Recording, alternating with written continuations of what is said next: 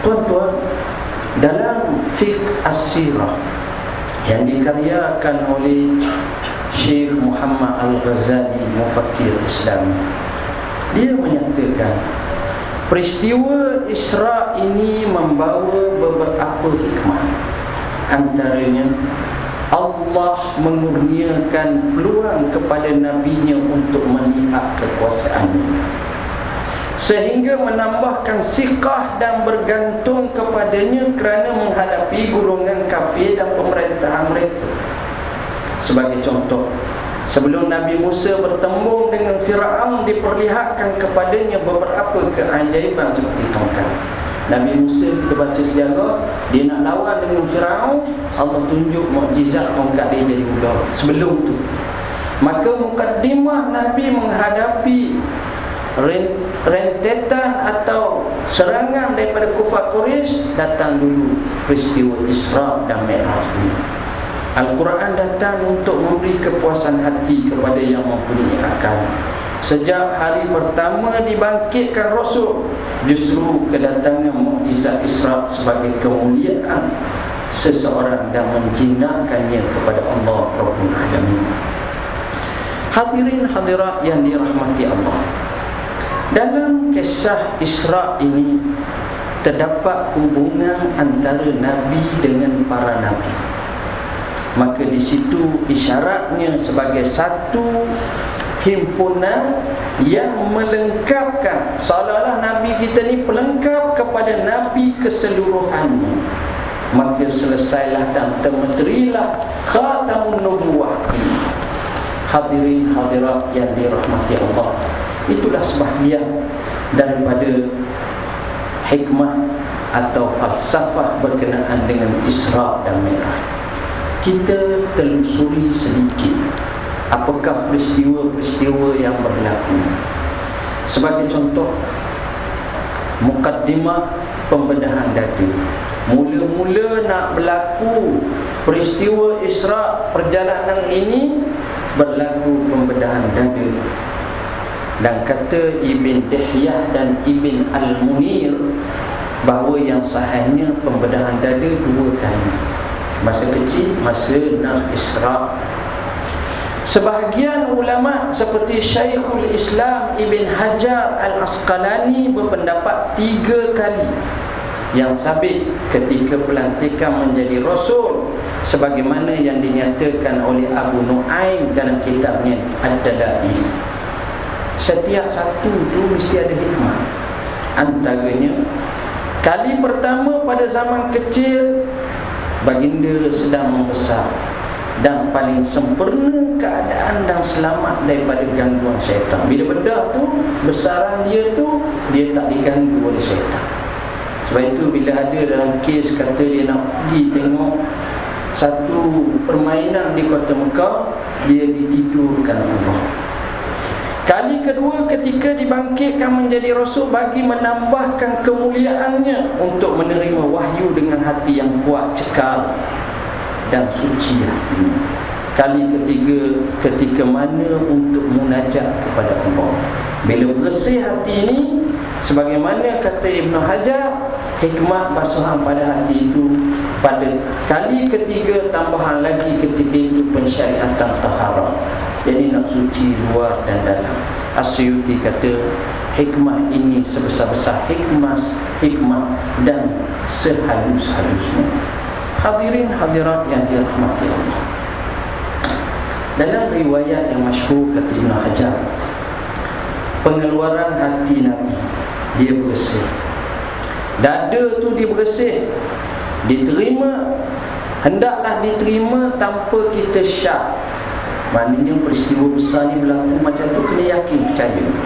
Dan Imam Suyuti berkata, telah benar apa yang dikatakan berdasarkan hadis sahih, di mana para sahabat pernah tengok tubuh Nabi ada bekas jahitan. Itu menambahkan lagi keyakinan kita. Basuhan hati ni tuan-tuan, cuba tengok kenapa hati perlu basuh. Maka di sinilah rahsia. Bila kita basuh hati, maka di situ unsur-unsur mazmumah tak ada. Ni perlu kena berjuang. Sebab itu kadang-kadang tuan-tuan, yang inilah orang-orang saleh zaman dulu cuba sedaya upaya ni.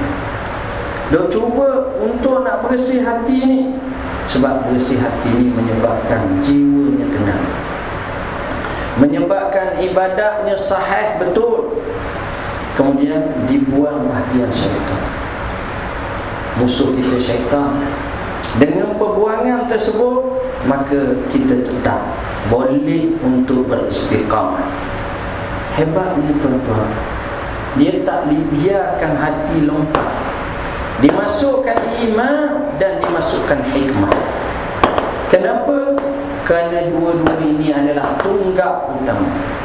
Iman, dengan imanlah manusia selamat. Dengan hikmah dan ilmulah manusia boleh pergi merentasi jauh ke hebat. Jadi iman dan hikmah ini penting bagi umat Islam. Kalau ada satu, maka masih lagi kurang. Dia beriman tapi dia tidak ada hikmah. Dia mulia akhirat, dunia tak. Dia ilmu tapi tak ada iman, dia mengana di akhirat. Bila ada dua ini, inilah gabungan yang paling kuat. Orang zaman dahulu tuan-tuan macam mana? Dia menambahkan ilmu, dia menambahkan iman, dia bersungguh-sungguh. Sebelum saya sampai di sini, saya terbaca seorang tokoh ulama, Ibnul Jauzi rahimahullah. Banyak baca tapi waktu akhir tadi semua cakap. Ibnul Jauzi ini tuan-tuan, nak saya cerita, dia punya semangatnya baca. Dia baca buku lebih daripada 20,000 jodoh buku. Kita alhamdulillah tuan-tuan, di bawah ayah datuk kita tengok ada satu bangunan yang cukup baik. Saya terpergi tadi sedikit, maka kita tengok, kita asaskan dengan perpustakaan yang cukup baik, dihimpunkan buku, maka ini sebagai mukaddimah. Pentingnya saya sebut dalam satu buku baru saya bertajuk Puasa Iqra. Saya senaraikan tokoh yang kaki baca. Saya sebut daripada dulu sampai mutaakhir. Memang pelik tuan-tuan. Bila mereka kuat ilmu, maka pada masa itu orang tak boleh nak perkotak-katikkan. Kita memimpin, kita tak boleh lagi ditipu. Kita tahu yang mana benar, yang mana salah, yang mana tepat, yang mana bohong. Ini penting tuan-tuan. Jadi majlis-majlis seperti ini adalah majlis yang cukup-cukup baik. Yang ketiga, seterusnya didatangkan binatang yang bernama burak. Satu binatang yang tak ada dalam bab kurban, tak ada dalam ensiklopedia pun tak ada, dalam Animal Planet pun tak ada, dalam National Geographic pun tak ada. Sebab ini khususi melaksanakan daripada Tuhan, dibawa khas, dia tak bawa yang lain. Satu binatang, bila sebut burak, kata Imam Suyuti memberi dua maksud. Kenapa? Kerana warnanya putih. Bisyiddati bayadih, binatang putih. Biasa binatang putih ni tak ada tuan-tuan. Separah putih, tak berapa putih, itu biasa. Yang kedua, lisur'atihi, cepat sangat. Tuan-tuan, satu binatang yang begitu cepat. Satu gambaran bahawa itulah hebatnya binatang ini. Dan binatang ini bila Nabi SAW mahu naik, dia meliarkan diri. Dibisi oleh malaikat, maka dia rasa malu dan berpeluh. Kalau kita baca bab berpeluh ni, malu ni sifat manusia, seolah-olah terpakai pada burak. Dalam bahasa yang mudah, hai manusia, kalau kamu ni tak rasa malu kepada Rasulullah, teruk benar kamu. Borok pun pandang malu kat Rasulullah SAW. Satu sindiran yang cukup tajam. Dan binatang macam ini dia datangkan, dia tak mari kuda ke, tak mari binatang lain. Di sini nak melemahkan ego orang-orang kaya dan orang-orang besar. Kalau dia bawa kuda, mungkin orang-orang kaya dia beli kuda 2 juta, 3 juta. Dia mungkin akan terasa kuda aku ni laju daripada kuda Muhammad naik peristiwa Isra. Jadi dengan segi tak ada dah. Mereka tak boleh nak terima. F1 pun tak boleh nak lawan. Airbus 380 kapal terbang pun tak boleh nak lawan. Jadi habis terima. Itulah hebat ni tuan-tuan. Kemudian kita tengok, mungkin orang bertanya, dalam peristiwa yang hebat ini didapati Jibril alaihissalam sentiasa dok minta supaya langit dibuka. Adalah seorang ulama dan ditambah seorang lagi ulama Azhar, antaranya Syekh Abdul Jalil Isa. Dia kata takkanlah malaikat Jibril kena minta orang nak tahu, patut orang tahu dah. Begitu juga Syekh Dr. Ahmad Shalabi bila sebut tentang gambaran langit. Sebenarnya di situ ada hikmah, tuan-tuan. Dia, kalau kita pergi satu tempat, ini analogi yang disebut oleh sebahagian ulama, muhakkik kepada kitab Suyuti. Dia kata kalau kita pergi sebuah tempat tu terbuka, tak ada kabel satu, orang tak nampak hebat. Tapi bila pergi tu, maka dibuka, di situ nampak hebat, dan di situ nampak kemuliaan lagi. Artinya kamu ditetamukan. Kalau buka tu masuk lagi, orang duduk pelik pun. Adalah hikmah-hikmahnya.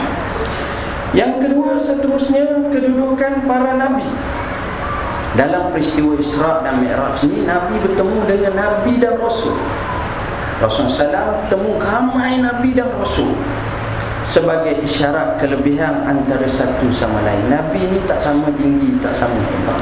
Ada yang hebat, tilkal rusul faddalna ba'dahum 'ala ba'd. Dan hikmah disebut beberapa Nabi, tak semua Nabi dia sebut. Dia tak nampak semua Nabi secara jelas, walaupun semua Nabi masa peristiwa sembahyang tu ada. Tapi masa di langit, kenapa? Kerana ada isyarat yang nak disampaikan. Nabi Adam alaihissalam mula-mula pada langit pertama. Tengok Nabi Adam. Di sini satu peringatan, wahai Muhammad, oleh kerana Nabi Adam ni duduk di langit pertama, masa itulah masa pertemuan, bukan kita kata dia duduk situ wallahu a'lam. Ni dalam peristiwa Isra ni, kita bincang setakat tu. Oleh kerana dia bertemu dengan Nabi sallallahu alaihi wasallam pada langit pertama, maka di situ apa benda nak disampaikan? Ada dua perkara utama.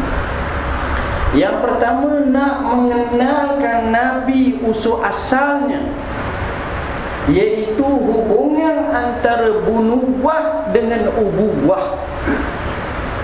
Itu dia. Jadi bila kita kenal, itu dia. Orang yang hebat dia tak lupa usul asal dia. Maka awal-awal lagi kita ni Adami, maka dia tahu. Yang kedua, Nabi Adam ni dia mempunyai tribulasi. Tribulasinya dia dikeluarkan daripada syurga dengan hikmah tertentu. Isyaratnya, hai Muhammad, kamu juga akan keluar daripada bumi kau. Sebab itu bila turunnya wahyu, bila Warakah bin Naufal kata kamu akan keluar daripada Mekah, kejut Nabi. Amukhriji ana, aku kena keluar juga. Orang sayang ke aku baik, orang panggil Al-Amin. Tengok, kerana sunnatullah. Yang kedua, Nabi bertemu dengan Nabi Isa dan Yahya sebagai gambaran betapa permulaan awal hijrah baginda SAW bertemu dengan permusuhan Yahudi. Tengok, bila Nabi duduk di kota Mekah, tak ada masalah. Bila Nabi berada di kota Madinah, adalah puak Yahudi, Bani Nadir, Bani Qainuqa, Bani Quraizah. Dan bila bertemu pada langit lapisan kedua Isa, kerana nak hubungkan antara Nabi akhir sekali dengan Nabi yang paling akhir sekali. Nabi kita dengan Nabi Isa itulah pemisahnya. Maka sesuailah bertemu dulu. Kata orang, ambil watikah lah seolah-olah surat serah tugas, seolah-olah, bukan saya kata macam tu. Maknanya hubungan tu cukup akrab dari segi masa zaman itu. Bezanya 571 tahun sahaja. 571, setengah ribu tahun lebih sikit. Kemudian Nabi Yusuf dengan saudaranya pada langit ketiga, samalah seperti golongan Quraisy yang menghendaki kebinasaan Rasulullah. Nabi Yusuf, kita tahu konflik dalam surah Yusuf diceritakan. Begitu juga orang Quraisy. Macam mana kita baca sejarah penyiasaan, penindasan kepada Rasulullah SAW. Nabi Idris kerana kedudukannya yang tinggi, seolah-olah isyarat bahawa Rasulullah SAW jauh lebih hebat daripada itu, akan ditinggikan Allah. Nabi Harun kerana kaumnya kembali mengasihi selepas menyakitinya. Begitulah Nabi Muhammad sallallahu alaihi wasallam. Pada tahun 8 Hijrah, kita tengok macam mana pembukaan kota Mekah. Semua akhun karim libni akhin karim, saudara yang mulia daripada anak saudara yang mulia. Dulu musuh, tak saudara, ni saudara dah, ikhwan. Tengok hebat tuan-tuan. Nabi Musa bertembung dengan merawat kaumnya yang banyak menghadapi ujian. Langit ke-6 bertemu Nabi Musa. Kenapa? Kerana Nabi Musa ni dia banyak menghadapi kaum Bani Israel, macam-macam kerana, maka Nabi Muhammad ditolak. Kita baca dalam sejarah Nabi Ibrahim yang bersandar di Baitul Ma'mur, dengan ditulis pada akhirnya untuk Nabi melaksanakan ibadat haji dan membesarkan rumah Allah. Hal ini telah dinyatakan oleh Al-Imam As-Suhaili dan diperolokkan oleh Syekhul Islam Ibn Hajar.